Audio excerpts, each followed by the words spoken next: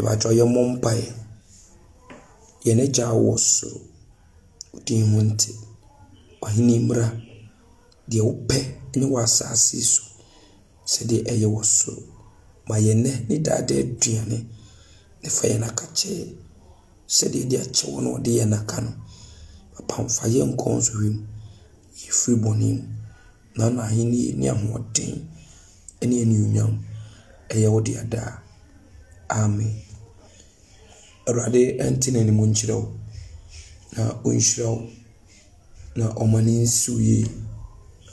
Oma utiri masem. Ene umpaya wo bono. Onje woso. Na umumobo. O Yesu Kristo timo. Amen. Niemeni na kase. Oye ohi ampa. Amaya so yaye. Adeshi. Enedei. Ede asem erade. Ewo maye ne anopeyi. And asem erade. Ewo maye. John chapter 4. Verse number 31 to 38. John 4:31 up to 38. John 4:31 up to 38. Abusha 4. Yewo awie brim sede de bia ye no ekasa na yetufu emwani ba ho so no ye kaka ye ho nti Kristo se ma ye nya ye ho nhyiamu da na ihia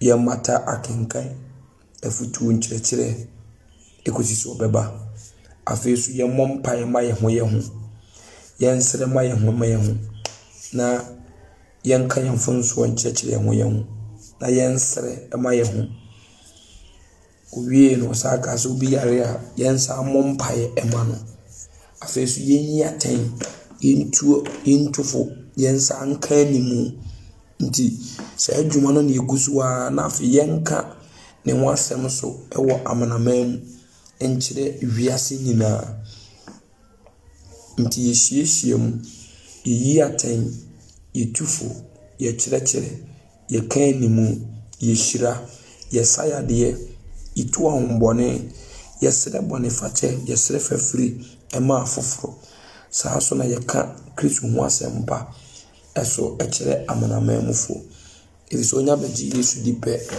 wa beda ni Israel ni nti woso yesoma wo se kwa amanamam bia woni mawrade bia te se tetewo amanamam ni oda so ewusum wo bagi Yesu dipe na wafiri sum ni mu abahan ni nti eya kontu ayetu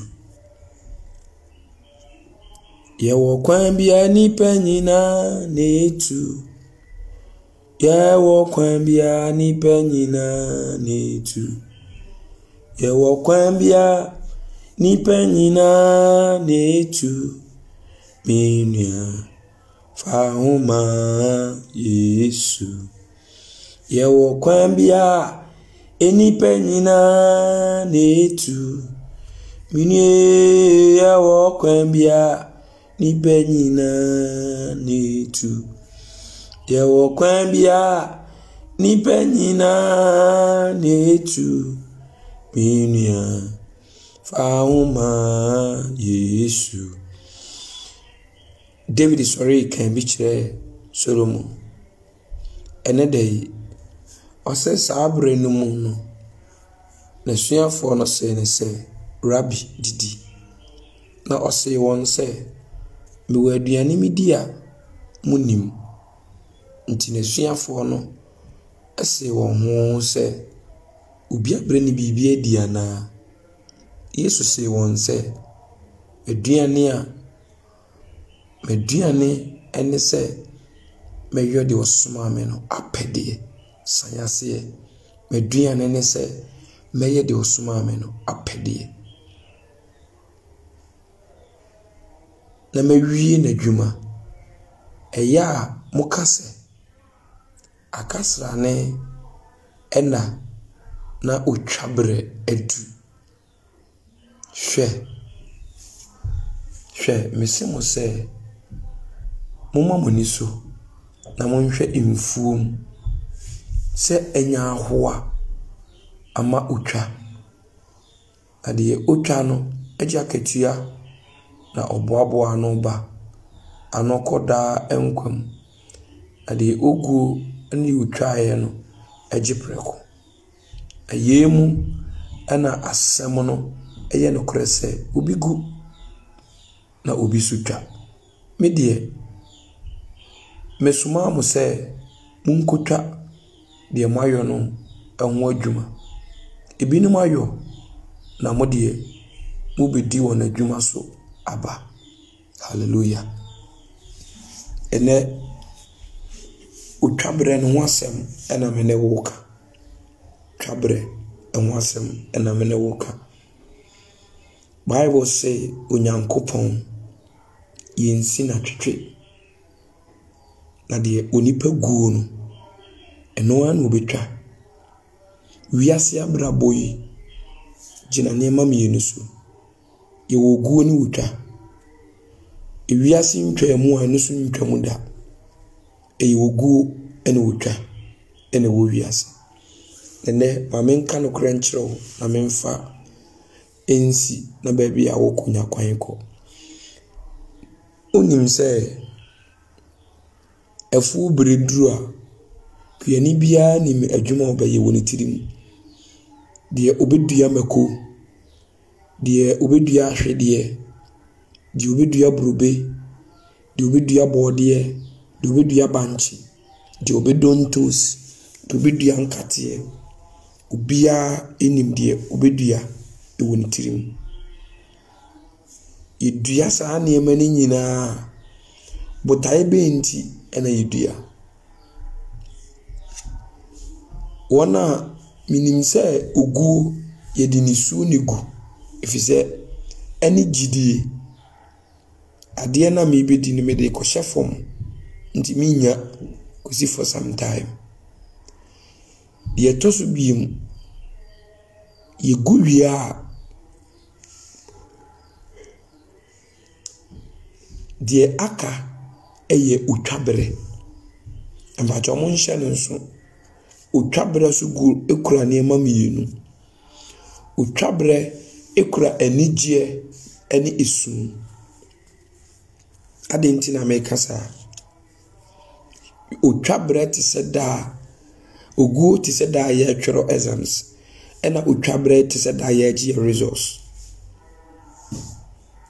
enyina de anigye ne tena exams so e de twero ya ko market results number sa pepepe na utwabre etie utwabre eye anigye ene areho ifise da ye nyina ye be konfu mokotwa ye no baye no obi beko na ne de asei obi beko na ne de apro obi beko na ne de mfifi obi beko na ne de wura afa no na obi so de anigye ene beko akotwa fi se obeko akohunu se de odua ye no aso kama ama ayefe ene dan na mbese me ka kire Yesu se yenhwe se ewiase okan James 1 Peter kan o se ade nyina wie ya ben timoni na ho mo adwemu nti e man Bible ade nyina wie ya ben afi so se si so se monkan na mu se brane bekwa wie ya enipa ebedo anigide ache Onyankopon wasem ni nipa be won twetwede adi akoniaba se wiase nipa atu afra ba biza nipa ye nyina is all about what money worth nothing else money enti utwabre no aben enti wo se o kire hwefo nta montu moni na monhwe amobehunu ena anopai awurade ese yemfa musa yemu se mama sister brother utie ye wa adumrem ene won kwaje edem the grace is a season, is a period of time But the salvation is a day. Salvation is a time, it's a minute, it's a second. But the grace is a period of time, a limit. Nti grace ni mu ene di nyankwa. Eti se ensu adwene dem, yes. Adwene ne nkwaje ne ensu no ni grace no.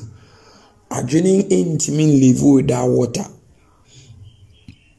Nti die carry nkwaje ne this time ye grace no.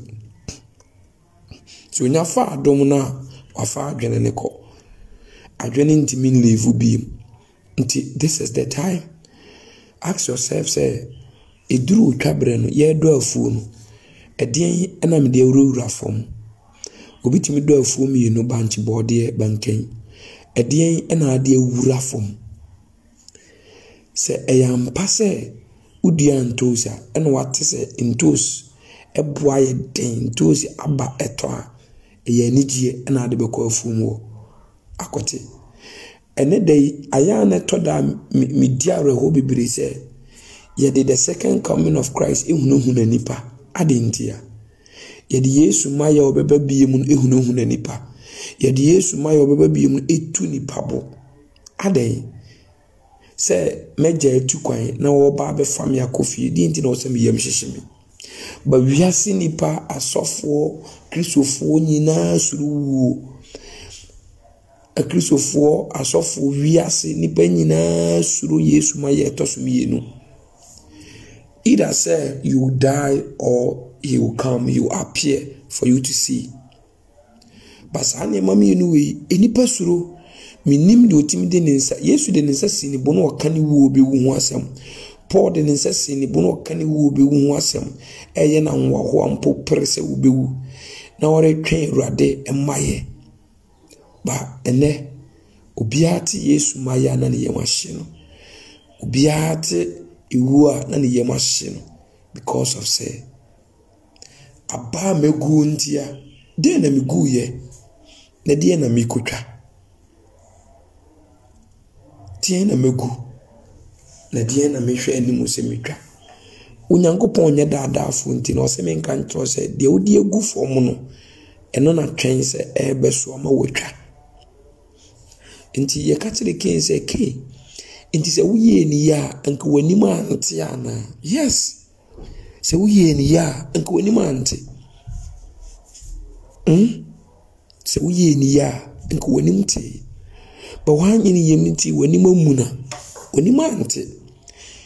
Aba ugu yenti de wa yenti ote se opapa ba na uyemahye. Ote se opapa ba ni wanima nyinya wo muna. Oti se wo papa ba wakoma 8. Oti se wo ba na uyemahye. Oti se wo ba na wakoma 8. Eye dentia. Eye aba waguntia. Die wogu no enoa ena wo kwa akotwa. Enye wadwene se ubedua meko na wakote wakotu benkenda ebino na ensi suso. Di onipa gu enoa na otwa. Intine anopai mesro se bemu ani aba wo so. Enye wadwene se uye bibi de sie sofo. Uye bibi de sie wa soreba. Usuban kwasi adanko, usuban memendanko. Usuban de kwa yi enko, do de ba sore enko. Do de wo school mu enko, do de wo fie enko. Edawanim. Erade hwew. Abofo hwew. Satan hwew. Nipa hwew. Wa ankasa so wo hwew ho. Wa wo ye dance tia wo ho. Genuinely. Unko a first witness to your life. Unko a first witness to your life. Wankasa. Because obia nya witness a wankasa. Wadi be wa witness. Obema wa ye dance for ama our life. Wankasa. 2. Wa tade ye show no. Obema na ye witness ama. 3. Light a bow dem no. Ebe ye witness ama odabi. asase a wonam so bɛyɛ witness ama wo da bi ɛmfnama na wo home no bɛyɛ witness ama wo da bi nti witness Awurade hia deɛ oni problem ɛdɔɔso. I'm telling you, light ne bɔda mu na hwɛ w'anim no ɛyɛ witness ɛma wo life. Bɛɛma ne dan na wokɔ mu no mpa na wo sɔre afiri so no saa bed sheet no ne mattress ne yɛ witness to your life. Awurade bitumi abusa wo mu yɛ adanse ma mama ogu no twa ntwa mu enti sɛ ɛnɛ wani aba ho so a de ɔde akɔhyɛ fam so onim sɛ ɛyɛ nkasa kututu na edua foforo efi sɛ twabrɛ no eduru ebidi ani die ani gye kutwa ebidi ani gye kɔgye wɔn resource na ebi so di esun to sɛ menka nkyerɛ wo sɛ ɛna no pɛ ya wo bɛsɔre pii a wotie mi emre ni hoda wo emre ni hoda ɛma wiase emre ni hoda ɛma abrante ababa bia wotie mi nto sɛ nto bɛkɔ so a atena suba we mu akosida bɛyi ne ma wani mra ho so na sɛ yitufu a fabi wiase adubra ye hyeni mpansa den ɛwɔ bɔne ho ye foa bɔne so mani papene so pim ko nenim tenam mesrew baabi a wuti mi bia wani mra ho so but Awurade ho ye papa tena asase so di nokure woni nka Awurade ho na o ma wo de wakoma pe saa asem ne mu du papa woni nka Awurade ho na fo wakwan nyina hye ne nsa na fa ho to ne so fo wakwan nyina hye Awurade nsa ye ko ma no na to bo ase etwen no wo de ho hye ne nsa na do ho etwen no na afesu ye ko ahwede obeye na men ha ho bebere wo de na akonya siniye unim baabi anipa no free unim ne source of income unim do ye ne kokoam unim do ne dasuom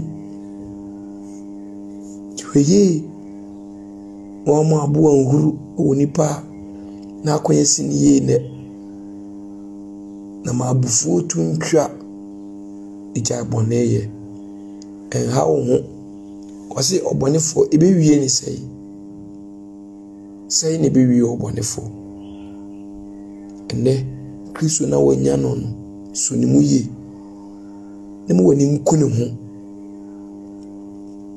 manon sombo mawo eno a ye mawo Kristo na awon sa so ni mu eno a ye enough ma wabrabo so wi asaba wanya bibia biem na woni Awurade a eno aye mawo efise ye bedane agya meba ema wure mfi mransam ne afutuo daily bread nkyerɛkyerɛ atenatene enwom mpaibo ya bia de ma ho no ema wure mfi mo akoma eni so efise onyinkyerɛ ne nkwa mfie ne asomdwie ena de brew na mema do ne nokura so enya ofa kyekere ko na twɛ no akoma pono so eno na obenya adom ne nimdeɛ pa onyankopɔn ne nipa enum na fo wakoma nyina bata Awurade ho emfa ho ntwene ohunu mu so ade bia wo mfa ho nto so hunu wakwan nyina mu sɛ Awurade na betene wo akwan na menye woni so nyansafo sɛ meyɛ expert meyɛ fast